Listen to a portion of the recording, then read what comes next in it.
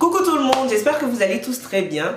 Alors pour commencer, pour cette nouvelle année, je tiens à vous formuler mes meilleurs vœux, mes vœux de santé. J'espère que vous serez entourés de toutes les personnes qui vous sont chères.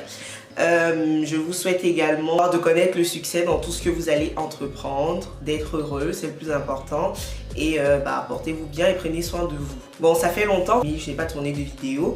Et aujourd'hui, on se retrouve dans mon nouveau concept qui s'appelle The Afro Actu.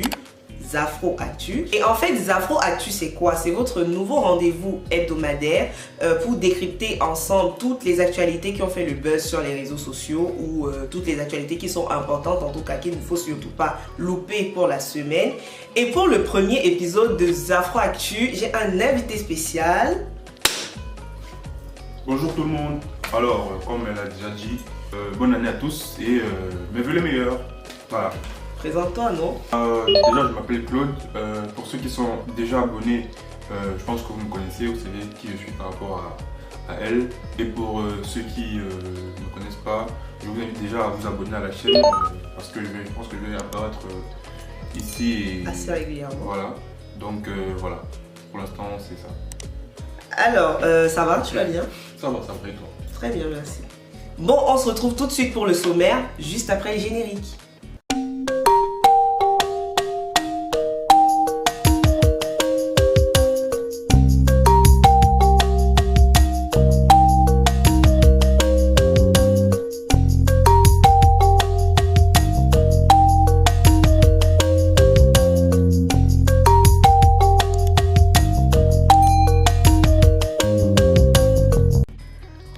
Au sommaire ce soir dans Afro Actu, le lancement de la Coupe d'Afrique des Nations, une taxe sur les portefeuilles mobile money qui enrage les Camerounais, Maître Gims qui dit non aux vœux du nouvel an, l'excision encore très présente en Afrique de l'Ouest et la maman d'Anna Chloé qui réclame la justice pour sa fille.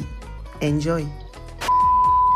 Après plusieurs coups de pression, de menaces de relocalisation et même de suppression due à la Covid-19, la 33e édition de la Coupe d'Afrique des Nations sera bel et bien lancée ce dimanche 9 janvier 2022 au complexe sportif d'Olembe à la périphérie de Yaoundé au Cameroun.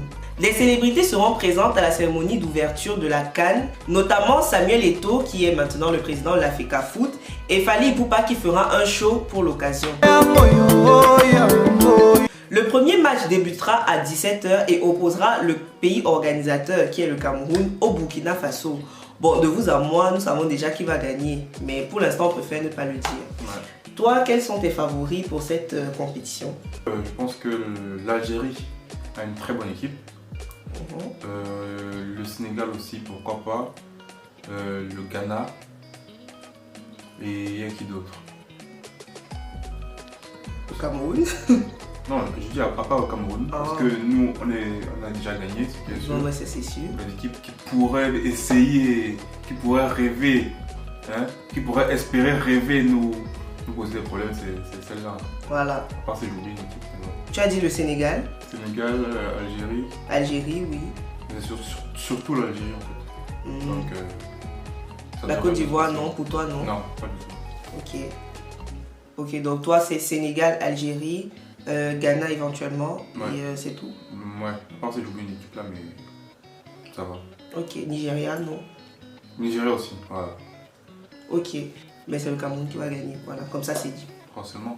Les réseaux sociaux du 237 sont en feu depuis l'entrée en vigueur le 1er janvier 2022 de la loi de finances 2022 et en particulier sur une taxe de 0,2% sur les transactions qui sont effectuées depuis ou vers les portefeuilles de Mobile Money, Orange Money et MTN Momo. En effet, c'est une taxe qui est collectée par les opérateurs de télécommunications qui doivent reverser les montants collectés aux finances publiques le 15e jour du mois. Le texte prévoit cependant une exception pour les virements bancaires et toutes les opérations qui sont liées au paiement des impôts. Depuis qu'elle a été annoncée, cette taxe ne fait absolument pas l'unanimité auprès des usagers, notamment sur les réseaux sociaux où elle est décriée à travers les hashtags End Mobile Money Tax ou encore We Say No. En 72 heures, 11 910 tweets ont été émis pour dénoncer cette taxe qui est considérée comme une taxe pour les pauvres, notamment d'après la dirigeante de la société Aptech, qui est Rebecca Enonchon. Mobile Money est juste un mode de paiement. Il n'y a pas de taxe si je paye par chèque, pas de taxe si je paye par cash. Il n'y a pas de taxe si je paye par virement bancaire. C'est une taxe contre l'innovation, c'est une taxe contre les pauvres. We say no and mobile money tax. Ou encore, un employeur paye son employé par mobile money car l'employé n'est pas bancarisé. En plus des taxes sociales, l'employeur va payer 0,2% de taxes sur transfert par mobile money. Ensuite, l'employé va encore payer la taxe pour retirer cet argent ou pour transférer ailleurs. Hashtag End Mobile Money Tax. Bon, d'autres encore estiment que c'est aberrant que ce soit les usagers qui payent cette taxe et que normalement cette taxe devrait être prélevée ou appliquée en tout cas aux opérateurs de téléphonie mobile directement. Bon, toi, qu'est-ce que tu penses de cette taxe? Bon, déjà, j'ai jamais eu à utiliser le service Mobile Money Cameroun. Il me semble que c'est quelque chose qui aide vraiment la population. Parce que les banques, le compte en banque coûte cher. Voilà, c'est pas tout le monde qui a un compte en banque au Cameroun parce que ça coûte cher. Et j'ai envie de dire, la majeure partie de la population ne fait pas partie des riches, si je peux dire ça comme ça. Donc j'ai envie de dire, c'est une taxe, c'est un service qui aide beaucoup de personnes. Il me semble qu'il y a des frais, qu'il y a toujours eu des frais. Oui, normalement il y a des frais de transfert dessus. Et les gens disent que c'est l'opérateur qui doit supporter. Enfin, il y a certaines personnes qui disent ça, oui. Que c'est l'opérateur qui devrait supporter la taxe. Bon, après... Je pense que si c'est l'opérateur qui supporte cette taxe-là, je pense que ça va se répercuter sur les usagers, c'est obligé. Pour moi, ce serait du même... Dans les frais. Ouais, c'est ça. Pour moi, c'est un peu blanc, bonnet, blanc. C'est du pareil au même. Si c'est Orange qui supporte la taxe, bah, évidemment qu'Orange va augmenter les frais de transfert. Et finalement, c'est l'usager qui va se retrouver à rembourser la taxe là auprès d'Orange, tu vois. Donc, bon.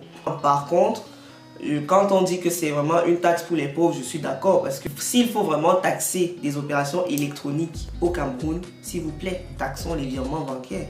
Parce que honnêtement, qui est capable d'effectuer les virements bancaires? Les gens qui ont des comptes en banque. Qui a les comptes en banque au Cameroun? Les gens qui ont quand même un peu d'argent, c'est eux qui ont des comptes bancaires. Les frais de tenue des comptes au Cameroun sont quand même énormes et ce n'est pas tout le monde qui peut les supporter. Le pire au Cameroun, c'est même... Au pire, les gens payent même la taxe, tu vois. Oui. Mais après, on ne voit pas ce que l'État fait avec. Parce qu'il n'y a rien qui évolue dans le pays, il n'y a rien qui marche. Parce que si moi, je veux bien payer une taxe, tu vois, à partir du moment où je sais que, bon, je paye la taxe et demain, je sais que les infrastructures hospitalières sont nettement améliorées, les infrastructures académiques sont nettement améliorées, les gens ont droit à des services de base, entre guillemets, et que il y a de l'eau dans les villages, même les plus reculés du Cameroun, il y a de l'électricité. Enfin, dans ce cas, la taxe, elle va servir à quoi? Nourrir les couches de qui? Dans une vidéo diffusée sur son Snapchat, le chanteur Gims a rejeté tous les vœux de bonne année qu'il a reçus de ses fans. Je vous laisse regarder. Les musulmans, là, on a la même conviction. Arrêtez avec ça. C'est des musulmans, la plupart qui m'envoient ça. Les frères, on ne fête pas ça. Est-ce que les compagnons, ils ont fêté le nouvel an? Abou Bakr Siddiq, Omar, hein? Othman, Ibn Affan? Non, les gars, s'il vous plaît, arrêtez. Arrêtez. Même des... S'il vous plaît, avec les bonnes années, nouvel an, laissez-moi avec ça, pardon. Vous savez bien que je ne suis pas dans ça, je n'ai jamais répondu à ça. Mais vous continuez à m'envoyer des bonnes années, tout le mois de janvier, février, etc. S'il vous plaît. Ces propos ont tout de suite fait réagir la toile parce que certains estiment que les vœux de bonne année n'ont rien à voir avec la religion. Et d'autres accusent Gims de faire du communautarisme et même de la radicalisation. La ministre chargée de la citoyenneté, Marlène Schiappa, a d'ailleurs demandé la condamnation de ces propos parce que d'après elle, en tant que chargée de la citoyenneté, elle prône le savoir-vivre ensemble. Est-ce que pour toi c'est justifié de considérer que ces propos, c'est de la radicalisation, quoi? Déjà, la radicalisation, c'est un trop grand mot. Mais d'après ce que dit Maître Gims, s'il rejette les vœux de bonne année parce que ce sont ses convictions religieuses, si c'est écrit quelque part dans le Coran qu'il faut faire ça comme ça l'engage, tu vois. Mais bon, de mon point de vue, quand moi je souhaite bonne année à quelqu'un, ça n'a rien à voir avec la religion. Je te souhaite que ton année soit bonne, en fait, c'est tout simplement. Je pense qu'il y a un petit amalgame parce que je ne sais pas si toi tu considères le nouvel an comme une fête. Parce que en fait, ce que lui il dit, c'est que le nouvel an, c'est une fête qui n'est pas la sienne en tant que musulman. Il a le droit. Il a le droit parce que pour moi, le nouvel an, ce n'est pas une fête, mais je fais la fête pour le nouvel an. Mais moi, je ne considère pas que pour le nouvel an, il faut forcément faire la fête. Mais est-ce qu'on fait vraiment une fête pour le nouvel an? C'est plus pour la Saint-Sylvestre, le 31, le réveillon, mais le nouvel an, le premier même, je sais pas. Mais bref, dans tous les cas, lui, quand il refuse les vœux, c'est parce qu'il considère que quand on lui formule ces vœux-là, c'est dans la continuité de la fête. C'est ça. Ouais. Sauf que je t'adresse tous mes vœux de santé, bonheur, prospérité, tout ce qu'on récite souvent là. Pour beaucoup, c'est juste... Voilà, c'est la nouvelle année. Pour cette nouvelle année, voici ce que je te souhaite. Ce n'est pas forcément dans un élan de fête derrière, tu vois. Pour moi, le nouvel an, à la base, je ne le considère même pas comme une fête. Mais il faut quand même rappeler que le nouvel an, c'est un jour férié du calendrier grégorien, qui est un calendrier chrétien. Donc, je comprends que, du coup, vu que les musulmans, ils ont aussi leur calendrier, ils ont aussi leur nouvel an. Pour ça, je comprends très bien qu'ils ne veulent pas qu'on mélange, que les musulmans mélangent le nouvel an chrétien au nouvel an musulman, tu vois. Les mutilations génitales féminines, encore appelées MGF, sont encore très présentes en Afrique de l'Ouest. On note cependant un très net progrès depuis les années 1990. Aujourd'hui, c'est un peu moins d'un tiers des filles concernées, alors qu'en 1994, par exemple, c'était plus de la moitié des filles. Ce progrès a été favorisé par des actions conjointes menées par les pays touchés, leur société civile et un programme important de l'Union des Nations Unies pour la population et l'UNICEF qui a été lancé en 2004 et qui est financé par l'Union européenne et plusieurs de ses pays membres. Rappelons qu'aujourd'hui, 30 pays sont toujours concernés par ces pratiques et que l'objectif pour la plupart de ces pays, c'est d'ici 2030 une élimination totale et définitive des MGF. C'est quoi MGF? Bah, c'est mutilation génitale féminine. En gros, je pense que c'est l'excision, l'ablation du clitoris. Au Burkina Faso, ces pratiques concernent 68% des femmes. C'est quand même énorme. C'est encore énorme. On note quand même qu'il y a un progrès entre les générations parce que on voit que 87,4% des 45-49 ans sont concernés contre seulement 42,4% des 15-19 ans. Bon, seulement, c'est toujours énorme. On souhaiterait que ce soit 0%, mais ça reste quand même un progrès par rapport aux générations antérieures. Ce progrès s'explique par un programme national de prévention et de sanction. Entre 2009 et 2015, 223 dossiers ont été portés en justice et ils ont entraîné la condamnation de 384 personnes, parmi lesquelles 31 exciseuses. Ça veut dire que l'État est contre tu l'as dit? Oui, okay. Et contre ça au Burkina Faso, oui. Par contre, il y a bien des pays en Afrique, il y en a deux particulièrement, au Mali et en Sierra Leone, où justement il n'y a pas encore de loi qui condamne l'excision et les MGF en général. Et ça c'est parce que, bon, on connaît la situation sécuritaire du Mali. Là, le gouvernement est plus concentré et met en priorité tout le contexte sécuritaire. Et en plus, on sait que ce sont des pays qui sont très ancrés dans les traditions, les religions traditionnelles, etc. Et donc, les leaders traditionnels et religieux refusent catégoriquement que ces pratiques soient condamnées parce que, évidemment, ça fait partie des religions et ils veulent protéger, conserver le patrimoine traditionnel. Et c'est pour ça qu'il y a encore beaucoup de mariages forcés, beaucoup de mariages sur les enfants, etc. Enfin, c'est un peu dommage d'être aussi fermé, bref. Ouais, ils sont fermés parce que déjà il y a des gens qui, quand ils grandissent dans une culture, ne cherchent pas forcément à savoir comment ça se passe ailleurs. Pour eux, ça s'est toujours passé comme ça et ça doit continuer à se passer comme ça. Donc pour eux, c'est pas forcément mauvais les gens religieux. C'est ça en fait. Figure-toi que toi, tu vas dans un village. Comment tu fais pour expliquer à une grand-mère qui a été excisée et qui sait qu'elle a été excisée, elle a pu avoir ses enfants, elle a pu se marier, avoir ses enfants et qu'elle vit une vie entre guillemets normale. Comment tu fais pour lui expliquer que ce n'est pas bien de pratiquer l'excision? Comment tu fais? Et il faut savoir que ce sont des personnes qui n'ont pas forcément accès à tous les médias auxquels nous on a accès aujourd'hui. Ce sont des personnes qui sont dans les traditions, tu vois. Donc comment est-ce qu'elles font pour prendre conscience que ce que je suis en train de faire là, ce n'est pas bien? Moi je sais que pour nos mamans, une femme c'est quoi? Elle doit avoir ses enfants, elle doit se marier. À partir du moment où la grand-mère elle-même elle a été excisée, elle a eu ses enfants, elle s'est mariée, qu'est-ce qui va faire qu'elle se dise que non, ce que je suis en train de faire là c'est mauvais, tu vois? Maintenant, il y a une personne qui est suffisamment éveillée, qui a le recul pour dire non, ce que vous êtes en train de faire là, ce n'est pas bon. Comment elle fait, elle, pour expliquer à ses parents? Qu'est-ce qu'elle dit à ses parents?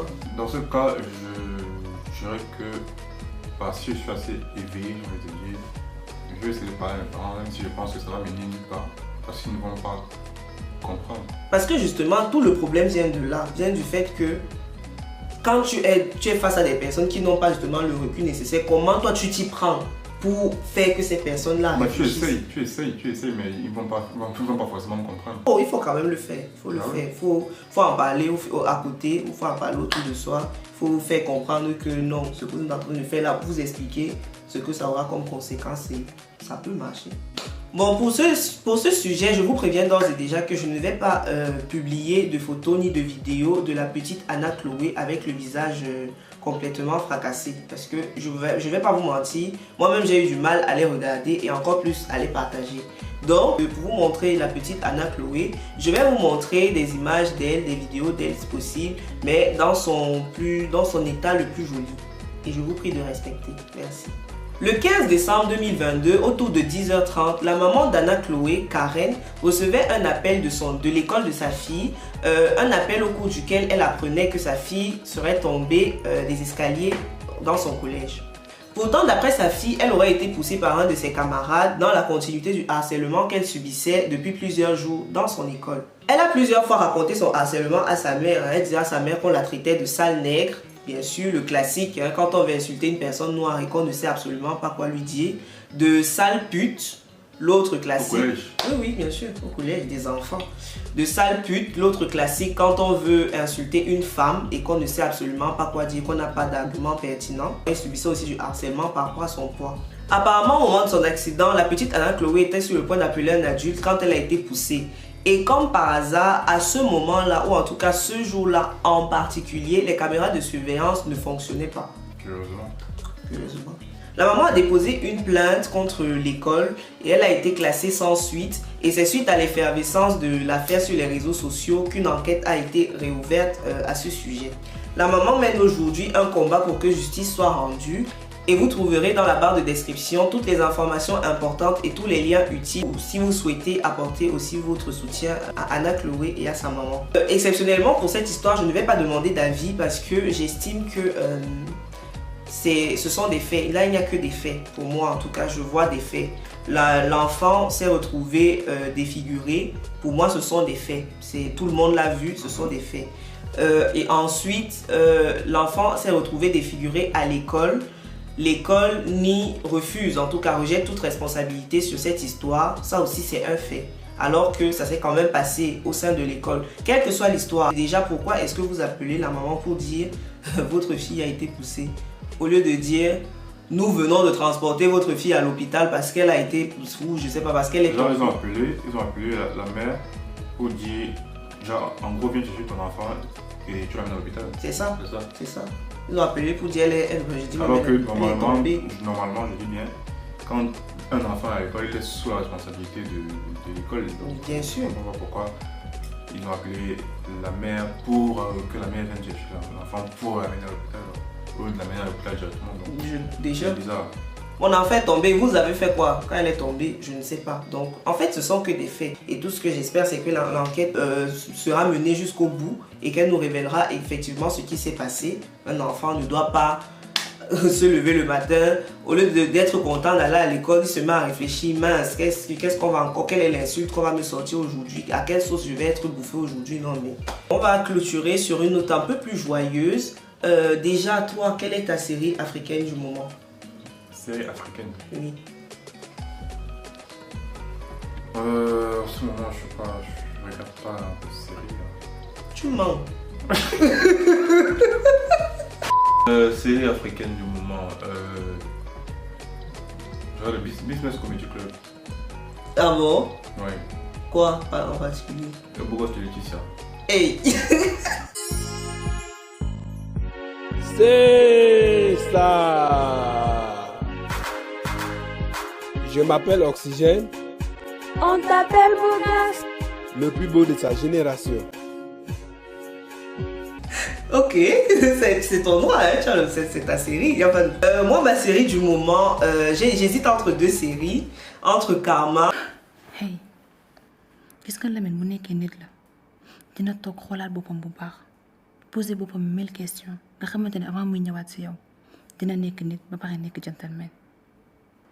May, Lamine c'est l'amour de ta vie. Et crois-moi, je sais très bien de quoi je parle. C'est pas du tout facile de quitter l'amour de sa vie. Et Tourbillon. Ce qu'elle a fait m'a énervé. Ça m'a beaucoup énervé. Je sais. Mais toi-même, tu sais qu'elle est comme ça. Elle essayait juste de te protéger. Je sais qu'elle voulait me protéger. Mais il faut qu'elle comprenne qu'il y a des limites à certaines choses. Elle a déjà compris. Elle ne recommencera plus. C'est toi qui dis.